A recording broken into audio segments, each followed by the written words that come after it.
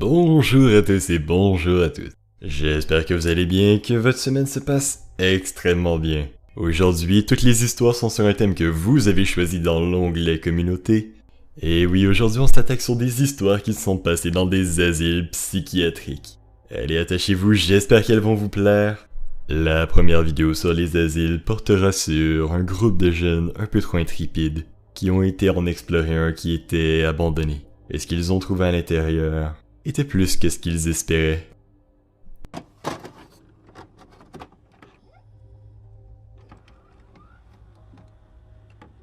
Il y a environ 2 ans, mes amis et moi avons découvert un asile abandonné situé à Downey.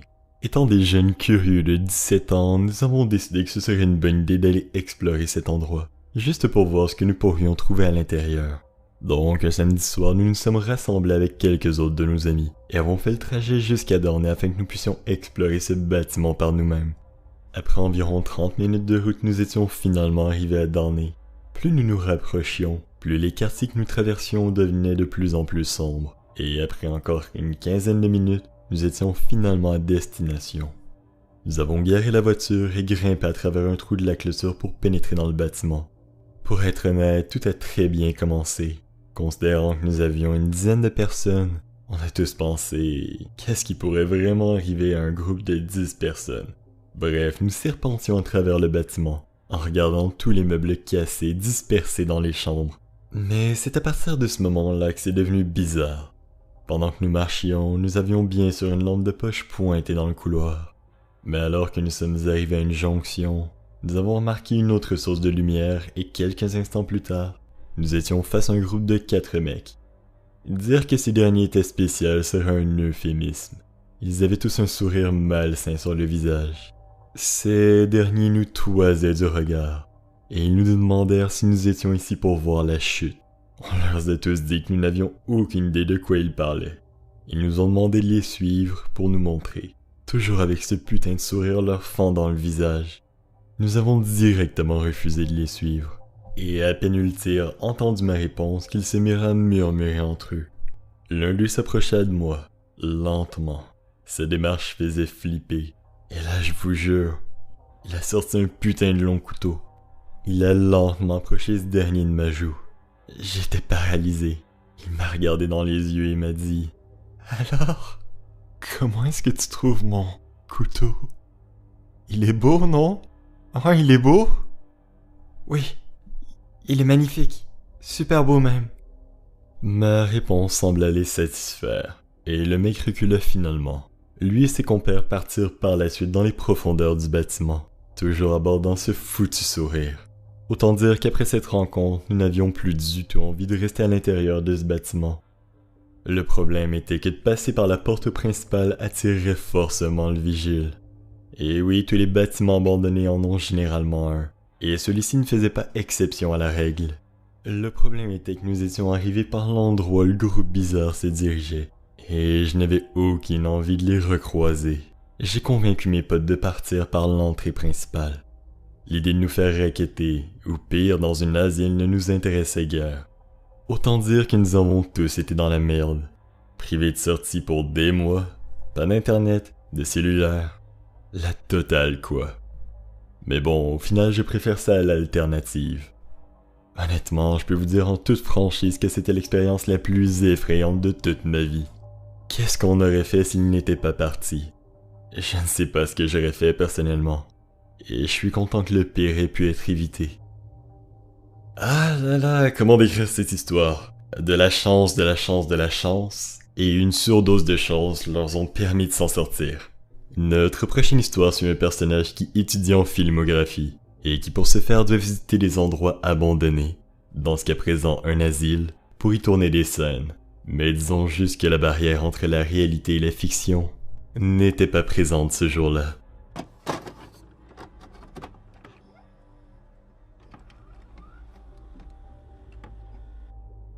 Pour donner un peu de contexte, je suis actuellement étudiant en cinéma à l'université, et mes copains et moi essayons toujours de trouver de nouveaux endroits pour filmer nos films.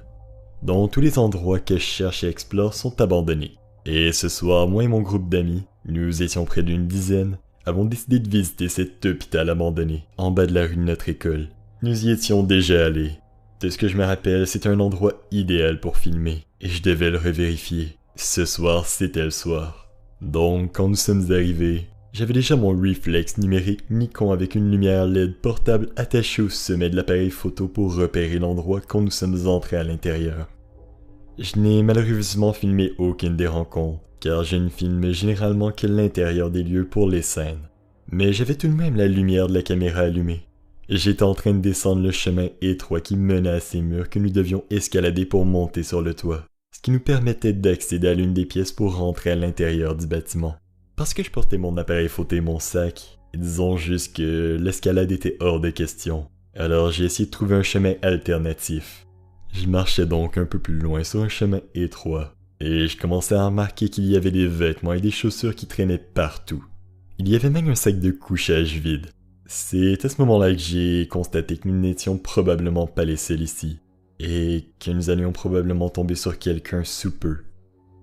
Un de mes amis qui marchait avec moi remarqua une porte à notre droite. Cette dernière était fermée et je supposais qu'elle était probablement verrouillée.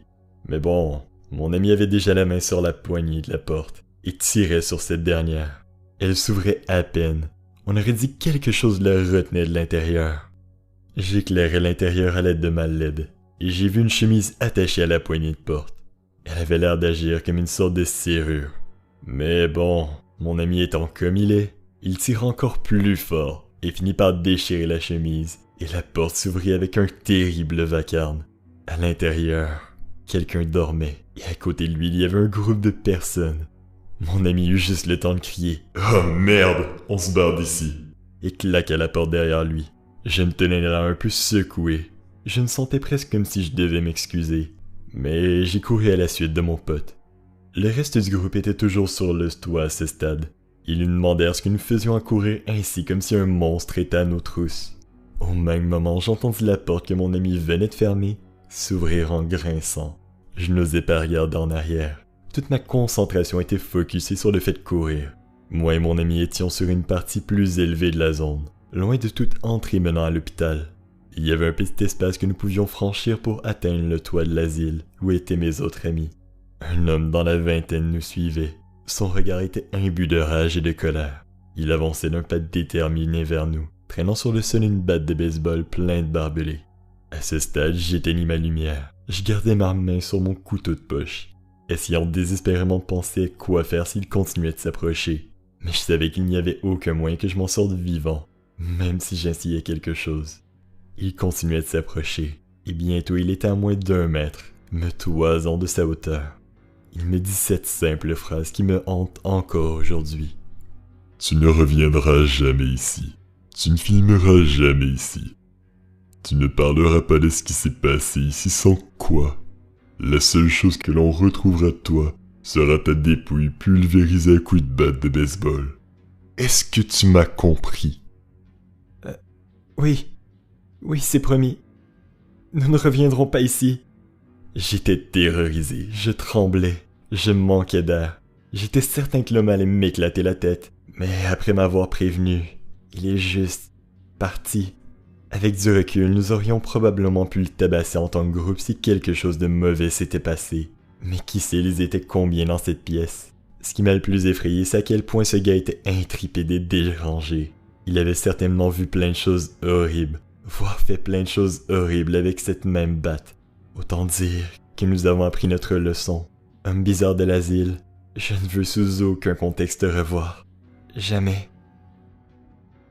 Bon, je pense que ça commence à être relativement évident, mais arrêtez d'aller dans des bâtiments abandonnés, surtout des asiles. C'est simple. S'il y a des gens, ça va être des personnes pas très stables mentalement. Mais bon, on dirait que je dis ça pour rien, à cause que dans la prochaine histoire également, 2 personnes s'en vont visiter un asile psychiatrique. Et sans nécessairement se perdre à l'intérieur, ils finissent par trouver un chemin qui les amène à un endroit où ils n'auraient pas dû aller.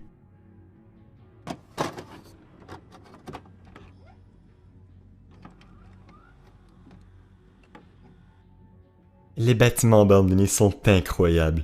Ma mère a étudié la préservation historique, dont un amour pour les structures délabrées et abandonnées, c'est dans mon sang.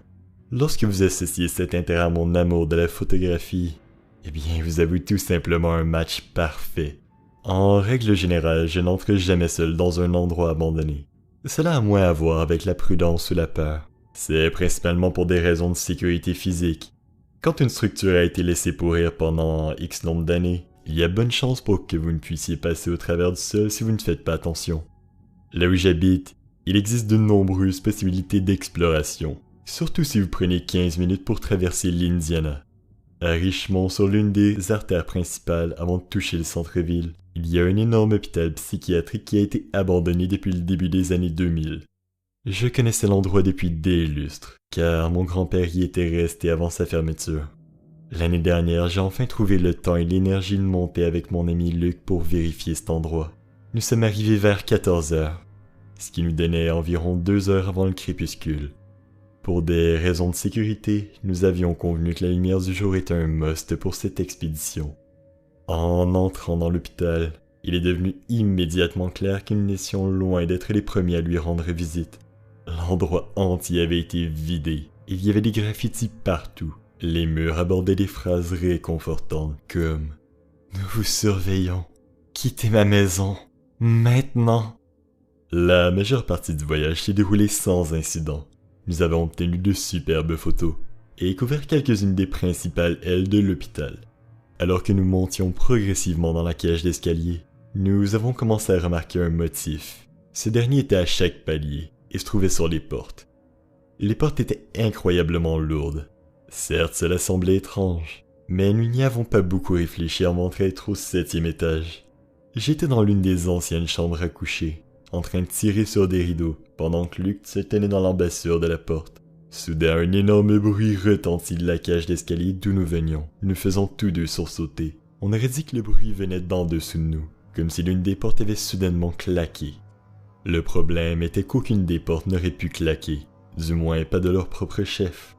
Non seulement ils étaient séparés du cadre de la porte par de gros morceaux de débris, mais ils étaient beaucoup trop lourds pour avoir été bougés par un simple coup de vent. La seule façon dont une porte aurait pu claquer était si quelqu'un s'était tenu en arrière, l'avait maintenue complètement ouverte, puis l'avait lâchée.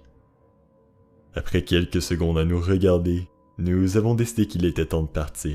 Mais cela signifiait trouver une autre voie, car notre voie précédente était actuellement occupée par la chose qui avait fait le bruit.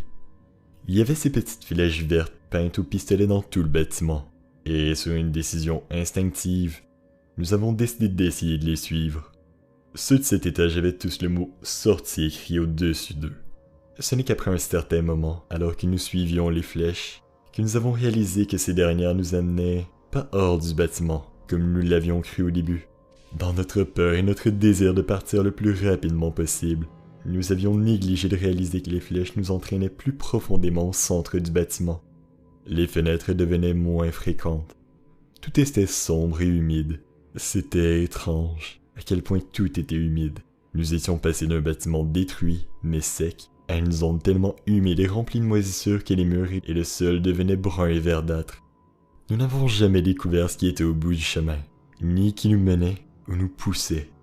Après avoir fait demi-tour, nous avons trouvé une issue de secours dans le coin du bout du couloir dont nous avons pu descendre et nous échapper. Nous n'avons jamais vu personne, mais nous sommes bien sûrs qu'ils nous ont vus. L'hôpital était principalement composé de fenêtres, ce qui signifie que quiconque regardait aurait pu nous voir aller et venir. Je suis content que nous ne soyons pas allés plus loin dans les zones sombres et humides. Qui sait ce qui nous attendait là-bas? Une chance, mais une chance qu'ils ont eu le réflexe de retourner, une fois qu'ils ont vu qu'ils allaient plus profondément dans cet asile. Je n'ose même pas imaginer ce qui se tenait dans les profondeurs de celle-ci. Bonne réflexion vers la fin, mais mauvaise réflexion vers le début pour aller dans une putain d'asile. Abandonné, à moitié-moisi. Bref, pour la dernière histoire, finalement nous n'avons pas quelqu'un qui a été dans un asile abandonné, mais qui travaillait bien dans un asile. Et disons juste qu'à force de travailler dans un endroit comme cela, vous pouvez à quelques reprises rencontrer des personnes quelque peu instables.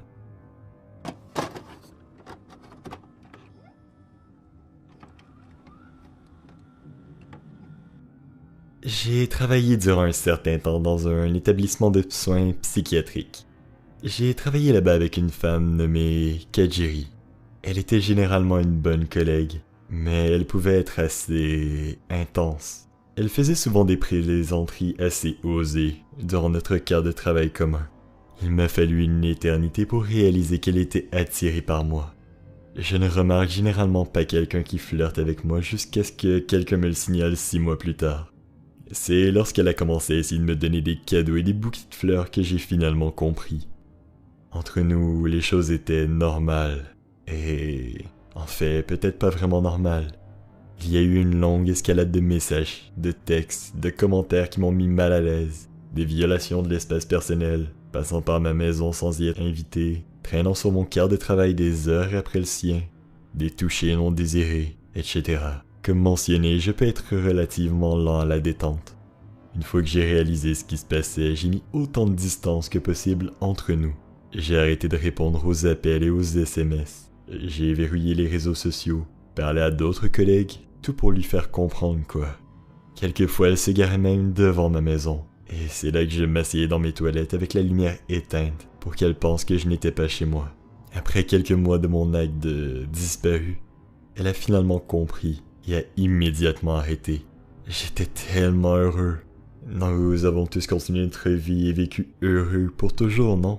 Non, ça a été beaucoup trop facile. Quelques mois après, j'ai entendu dire que Kajiri semblait avoir concentré ses attentions sur une autre collègue. Linda et moi avions une amie proche, qui semblait être cette nouvelle cible.